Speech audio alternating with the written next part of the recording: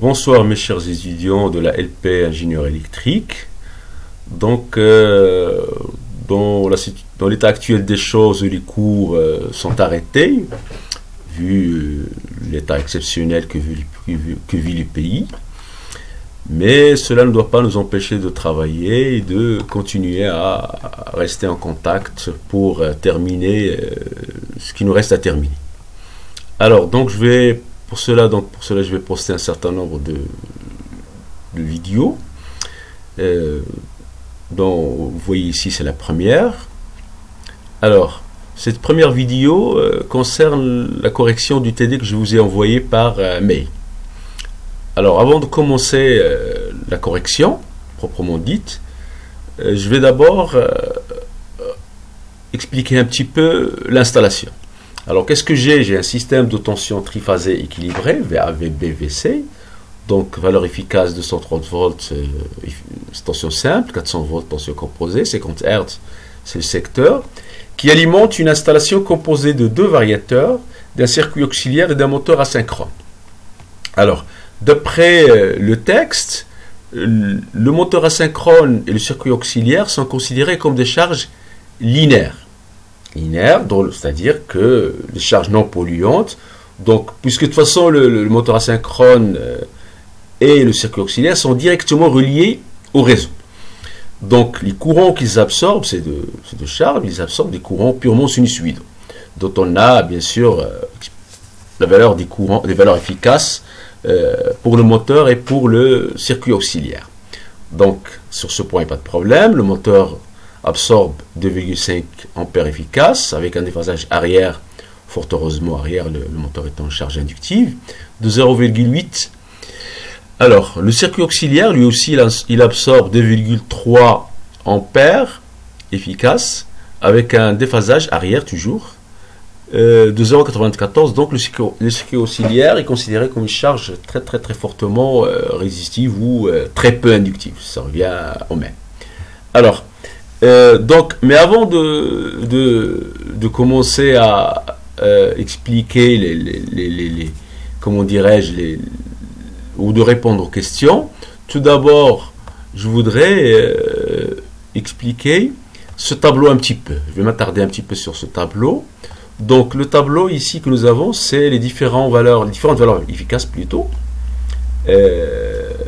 du courant IVK. Donc, je n'ai pas d'harmonique paire, donc c'est tout simplement parce que j'ai une symétrie de glissement. Les harmoniques impaires de multiples de 3 sont tous nuls, donc ça ça doit nous rappeler quelque chose, c'est-à-dire quelque chose qui ressemble à commande décalée ou autre. Donc tous les harmoniques impaires multiples de 3, donc ça 3, 9, 15, 18, 21, etc. Mais quand ça s'arrête à 19, donc c'est pas la peine de continuer. Alors, l'harmonique 3, on aura le temps d'y revenir dans une autre vidéo, parce qu'il a une importance particulière. Vous allez voir, c'est mathématique. Alors, d'abord les calculs, des calculs très simples. Hein, calculer la valeur efficace calculer la valeur efficace IV1, c'est pas très dur. Donc je prends la valeur maximale, 14,7, je divise par racine de 2, ça fait 10,39. Alors, d'après l'expression temporelle de IV1, hein, qui est ici, IV1 est en phase avec VA. VA qui est prise comme origine des phases. Très bien, donc je trace, et comme j'ai dit courant IV1, donc ça fait IV1, IV1, ça fait 2 IV1, donc le tout ça fait, d'après le graphe que vous avez devant vous, ça fait 14,6 cm, donc 2 fois 7,3. Le courant IM absorbé par le moteur, c'est 2,3 ampères, donc là avec la règle de 3, c'est 1,75 cm, et un déphasage arrière de 37 degrés. Donc c'est Arcos 0,8. Le courant, ici vous rectifiez s'il vous plaît, ce n'est pas IR, c'est IA. IA, donc c'est le courant auxiliaire, enfin le courant absorbé par le circuit auxiliaire. Il a une valeur efficace de 2,3, donc avec 2,3 ampères, donc avec la règle de 3, ça fait 1,61 cm. Donc en retard de 20 degrés par rapport à VA. Donc tout ça, c'est facile. Donc si je dois faire la somme des différents, du courant fondamental IR1 qui parcourt chacune des phases alimentant l'installation. Donc on a deux IV1 parce qu'on a deux circuits auxiliaires, deux variateurs de broche, et on a IA et IM qui sont purement sinusoïdaux. Donc l'écriture complexe équivalente ou l'écriture vectorielle équivalente, ça fait IR1 est égal à 2 IV1, etc. Donc c'est pas très dur. Donc je fais la somme vectorielle, ce qui nous donne un courant IR1 de longueur 18 cm, donc avec l'échelle, ça nous donne 25,7 ampères efficaces. Et un déphasage arrière de 11,4 degrés. Donc le déphasage,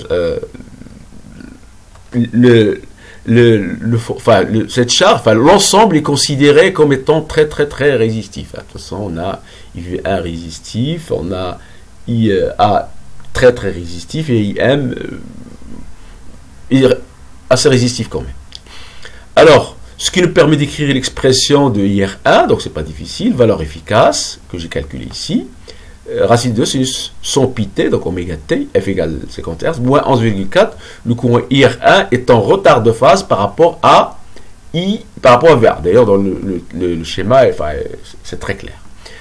Alors, maintenant, si on arrive donc par la suite, on a les différents harmoniques. Alors, comme on a le schéma équivalent de la figure 2 que vous voyez devant vous, on voit bien que pour l'étude harmonique, on ne garde que les variateurs de broche. Parce que le moteur et le circuit auxiliaire ne mettent en jeu aucun courant harmonique. Donc ça facilite un petit peu la tâche. Et comme les deux variateurs sont identiques, donc finalement le courant IRK, c'est-à-dire l'harmonique K, c'est la somme des deux IVK. Donc ici ça fait 9,5 fois 2, 8,9 fois 2, 7 fois 2, 16,2 fois 2, etc. Ce qui nous donne... Alors d'ailleurs, j'ai envie de revenir ici sur les courants, la valeur efficace qu'on nous dit, il faut prendre 25 ampères. Alors, nous on a trouvé 25,7 avec les calculs, donc ce qui laisse croire que ce qu'on a fait, c'est quasiment certain que c'est juste. Ok, donc sur ce point d'inquiétude. Alors, pour calculer la valeur efficace du courant IR, c'est pas très difficile. Donc, c'est la somme des différentes valeurs efficaces, le fondamental, l'harmonique 5, l'harmonique 7, l'harmonique 11, l'harmonique 13, l'harmonique 17, l'harmonique 19. Ce qui nous donne un courant efficace de 41,9. Donc, c'est quand même, ça n'a rien à voir avec le courant efficace comment dirais-je, le courant efficace ça n'a rien à voir avec le courant efficace du fondamental, qui est de 25 ampères. Alors, pour calculer les puissances, donc on se réfère à ce qu'on a fait en cours, donc l'exemple qu'on a fait en cours, où les puissances actives, plutôt les puissances actives sont transportées par le fondamental. La raison est très simple, c'est mathématique, c'est que la tension est purement sinusoïdale. Donc ici, j'ai un système triphasé, donc P égale 3V, valeur efficace du fondamental. Et cosinus, enfin plutôt le déphasage du fondamental par rapport à V. Ce qui nous donne 16,9. De la même façon, puisque la tension est également sinusoïdale, puisqu'il n'y a pas de composante continue, il n'y a rien. Donc c'est que le fondamental qui intervient dans le calcul de la puissance réactive. Donc je fais le calcul, donc voilà ce que je trouve. Alors, S, j'applique tout bêtement la définition, donc ça fait 3V, valeur efficace de V, IR efficace, et non pas IR1. Donc là, c'est le courant efficace. Donc 3 fois 230 fois 41,9, ça fait 28,9 kVA. Ce qui nous donne un taux de distorsion harmonique, 41,9, valeur efficace du courant au carré, moins le fondamental au carré, divisé par le fondamental, on trouve 1,345, ça fait 134,5. C'est quand même énorme, c'est beaucoup. C'est beaucoup parce que, tout simplement, si on regarde ici, on a quand même des harmoniques très significatives. Donc, cette harmonique-là, c'est 19 par rapport à 25, le fondamental, c'est très significatif. Donc, ça explique pourquoi le TDAH qui est très élevé. Alors, on profite, donc le facteur de puissance, il suffit d'appliquer la définition, mais avant d'appliquer la définition, j'ai oublié de calculer la puissance déformante. Donc c'est tout simplement S carré moins P carré moins Q carré, donc c'est pas très difficile. Alors normalement, tout s'est bien passé. On doit trouver S carré moins P carré moins Q carré, une grandeur positive. Donc la racine, sinon, c'est très inquiétant. Alors, le facteur de puissance, voilà le quotient, 0,588. C'est très, très, très moyen. Le moyen, bah, c'est tout simplement à cause de ces harmoniques qui sont très, très significatives. Donc, on le voit bien sur le tableau. Alors, on profite de l'occasion pour retrouver la valeur du facteur de puissance. Donc, en appliquant une formule que je vous ai déjà montrée en cours, cette belle formule, c'est le facteur de déplacement divisé par la somme du... Voilà, divisé par cette somme-là. Ce qui nous donne un 0,585, donc c'est exactement, je veux dire, la valeur que j'ai trouvée à l'aide du quotient puissance active divisé par S.